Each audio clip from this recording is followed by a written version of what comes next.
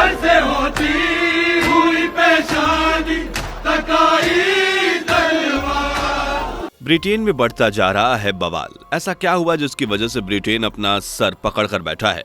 क्यों आज ब्रिटेन खुद अपने घर में ही निराश है? क्या है इसकी वजह? कैसे ब्रिटेन में ईसाइयों की संख्या कम होती जा रही है और कैसे अब यहाँ इस्लामीकरण बढ़ रहा है? चलिए सब जानते हैं वीडियो में आगे बढ़ें उससे पहले अगर आप एक सच्चे हिंदू हैं तो सब्सक्राइब करें फैक्ट मंत्रा चैनल को और बेल नोटिफिकेशन को ऑल पर लगाएं ताकि कोई भी वीडियो मिस ना हो। द ग्रेट ब्रिटेन, इस नाम से तो हर कोई अच्छे से वाकिफ है। भाई नाम ही कुछ ऐसा है जो किसी समय पर आधी दुनिया पर राज किया करता था, लेकिन आज क्या है? आज यही ब्रिटेन अपने ही घर में निराश है। आज यही ब्रिटेन अंदर ही अंदर खौलता जा रहा है। साफ तौर पर कहा जाए तो ब्रिटेन पर एक बड़ा संकट मंडरा रहा है जिससे बाहर निकल पाना ब्रिटेन के लिए काफी मुश्किल साबित हो रहा है। पर यह मुसीबत क्या है, तो इसके जवाब में हम आपको बताएंगे यहाँ बढ़ती हुई मुस्लिम जनसंख्या। आलम कुछ ऐसा है कि यहाँ के स्कूल रजिस्टर्स में माइकल और मेलिसा नाम कम और आसिफा और मोहम्मद जैसे नाम ज्यादा देखे जा रहे हैं। जहां कहीं आतंकवादियों के प्रशंसक मुसलमान बड़ी भीड़ के साथ सड़कों पर महिमा मंडन कर रहे हैं, तो कहीं मुसलमानों की बड़ी भीड़ नई मस्जिद की मांग कर रही है। आज ब्रिटेन के हालात ये हैं कि सड़कों पर नकाब और हिजाब पहने लोग आपको ज्यादा देखने को मिल जाएंगे।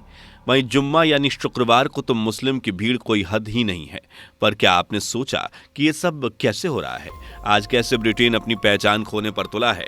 तो दोस्तों इन सब की वजह है कई, लेकिन हम अगर सबसे बड़े मेजर कारण की बात करें तो वो है ब्रिटेन में मौजूद ग्रूमिंग गैंग्स, जो अपनी नापाक इरादों से ब्रिटेन को तबाह करने में लगी हुई है। ग्रूमिंग जिहाद को आप ऐसे समझ सकते हैं कि भारत में जिन्हें लव जिहाद कहा जाता है ना, बिल्कुल उसी तरह ब्रिटेन में इन्हें ग्रूमिंग गैंग्स कहा जाता है। ये वो गिरोह हैं जो गैर मुस्लिम लड़कियों को बहला फुसलाकर उनकी तस्करी करते हैं, यौन शोषण करते हैं। और ये ग्रूमिंग गैंग्स और कोई नहीं बल्कि ये पाकिस्तान मूल के वो मुस्लिम है जो ब्रिटेन की लड़कियों को अपना शिकार बना रहे हैं। ब्रिटेन में ये मामले कितने ज्यादा बढ़ते जा रहे हैं इसका अंदाजा तो आप यहाँ बढ़ते हुए आंकड़ों से ही लगा सकते हैं। ज्यादा दूर की बात ना करते हुए हम आपको साल 2012 की खबरों से रूबरू कराते हैं। साल 2012 के मई में डेक्कन हेराल्ड में एक अच्छी खबर छपी थी। खबर में यह बताया गया था कि 50 ब्रिटिश लड़कियों के रेप के आरोप में ग्रूमिंग गैंग को जेल की सजा सुनाई गई। यह मामला काफी हद तक बढ़ चुका था, जिसके चलते ब्रिटेन के लोग न्याय की मांग में ब्रिटेन के सड़कों पर आप पहुंचे थे। लगातार सरकार पर दबाव बढ़ता जा रहा था, जिसके बाद साल 2013 में एलेक्स नाम की एक महिला अधिकारी को इस मामले की जांच करने का काम सौंपा गया। काफी जांच पड़ताल के बाद उस महिला अधिकारी ने अपनी एक रिपोर्ट तैयार की और उसने एक लड़की को सबूत के तौर पर पेश करने को भी कहा। काफी मुश्किल के बाद वो लड़की सबूत देने के लिए तैयार हो गई, लेकिन पुलिस स्टेशन पहुंचने से पहले कुछ ऐसा हुआ जिससे वो सबूत पुलिस स्टेशन तक पहुंच ही नहीं सके। हुआ क्या था चलिए वो जानते हैं, लेकिन उससे पहले अगर आपने हमारी वीडियो को अभी तक लाइक नहीं किया तो जल्दी से कर दीजिए और चैनल पर नए हैं तो सब्सक्राइब करना ना भूलें। तो दोस्तों वो लड़की ग्रूमिंग गैंग्स के खिलाफ सबूत देने के लिए तैयार हो गई थी, लेकिन तभी पुलिस स्टेशन में पहुंचने से पहले उसके मोबाइल पर एक मैसेज आता है और वो मैसेज उन जिहादियों का था जिन्होंने उस लड़की के साथ रेप किया था। वही सबूत ना पेश करने के लिए उन लोगों ने लड़की को धमकी दी कि उस लड़की की छोटी बहन उनके पास है। मामला साफ है, अगर बहन चाहिए तो सबूत पुलिस तक नहीं पहुंचने चाहिए। ये मामला कोई ऐसा नहीं है जो छिपाया जा रहा हो। ऐसे मामले आए दिन अखबारों और सोशल मीडिया पर सुर्खियों में बने रहते हैं, मानो ये कोई मिशन है जिसके निशाने पर ब्रिटिश लड़कियां हैं। अब तक जो भी हमने आपको बताया वो तो सब कुछ नहीं। आइए इसकी शुरुआत पर आपको लेकर चलते हैं जहां से आंकड़े एकदम से हैरान करने वाले हैं। ब्रिटेन की खबरों के अनुसार ये जो ग्रूमिंग जिहाद है वो लगभग साल ये आसपास से शुरू हुआ था और 2013 तक इसे बड़े स्तर पर देखा गया।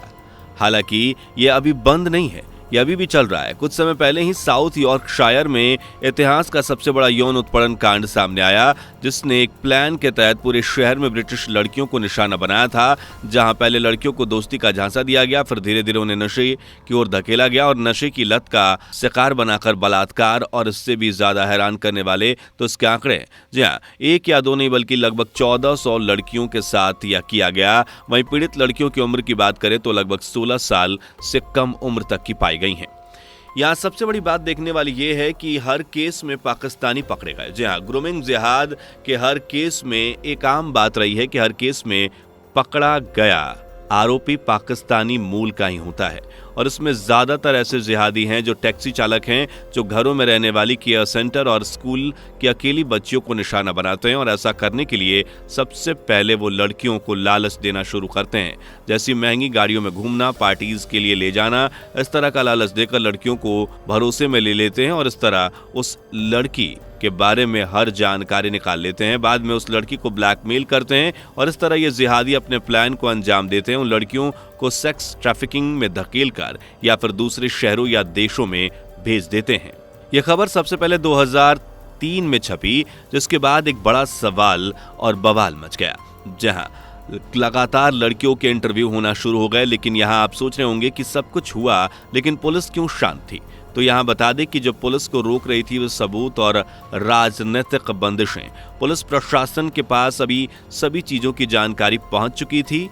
इन सभी मामलों के पीछे पाकिस्तानी जिहादियों का हाथ था, लेकिन पुलिस के लिए जोखिम की बात यह थी कि कार्रवाई होते ही दो समुदाय के बीच बड़ा तनाव हो सकता था और यही सब उन जिहादियों को मनमानी करने की छूट देता रहा।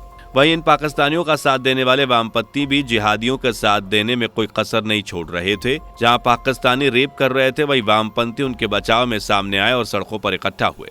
इस तरह आप समझ सकते हैं कि किस तरह ब्रिटेन लगातार बड़े संकट में फंसता चला जा रहा था।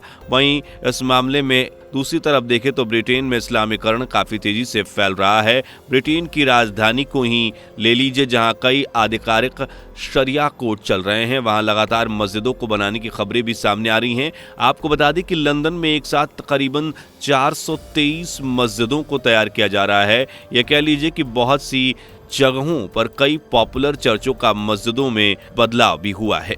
एक रिपोर्ट के अनुसार लंदन का फेमस चर्च हयात यूनाइटेड चर्च को मिस्र समुदाय के द्वारा मस्जिद में बदल देने के लिए खरीदा गया था और इमारत को भी मस्जिद में बदला जा रहा था, बल्कि लोग भी परिवर्तित हो रहे थे। बता दें कि ब्रिटेन में इस्लाम में कन्वर्ट होने वाले लोगों की संख्या बढ़ती ही जा रही है। वहीं ब्रिटेन में ब्रिटिश मुस्लिम का जो ट्रेंड चला है वो भी अलग ही बवाल मचा हुआ है। इस दौरान कई ट्वीट सामने आए, जैसे एक वीडियो में तो एक चर्च को दिखाया गया जहां इफ्तार की पार्टी चल रही थी और इस ट्वीट को शेयर करने वालों ने यह भी लिखा कि इंग्लैंड का चर्च अब इस्लामवाद की भेंट चढ़ चुका है। वहीं कुछ ब्रिटिशर्स का कहना है कि अगर आप में से किसी ने भी चर्च में जाने की कोशिश की होती तो ऐसा कुछ नहीं होता। पहले चर्च को खाली छोड़ दिया, अब अगर वे वहां बैठकर कोई काम कर रहे हैं तो शिकायत क्यों?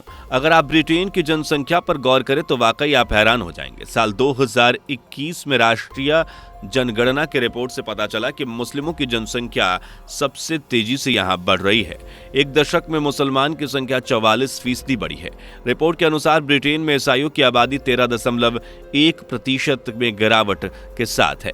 वहीं मुसलमानों की आबादी में 4.9% से बढ़कर 6.5% हो गई है। ऐसा पहली बार देखा जा रहा है कि ईसाइयों की संख्या आधे से भी कम रह गई है। रिपोर्ट के अनुसार इंग्लैंड और वेल्स में ईसाइयों की जनसंख्या 46.2% रह गई है और इन सब से तो आप अंदाजा लगा ही सकते हैं कि ब्रिटेन में आज क्या हाल है। ऐसे मामलों पर बवाल मचना तो जाहिर ही है। तो दोस्तों, वैसे ब्रिटेन में बढ़ते इस्लामीकरण के लिए आपकी राय क्या है? कमेंट करें और वीडियो को लाइक शेयर जरूर करें। साथ ही चैनल को सब्सक्राइब करके बेल आइकन को प्रेस करना ना भूलें। दोस्तों, आपको स्क्रीन पर 2 और वीडियोस दिखाई दे रही हैं, जिसे देखने के लिए स्क्रीन पर क्लिक करें।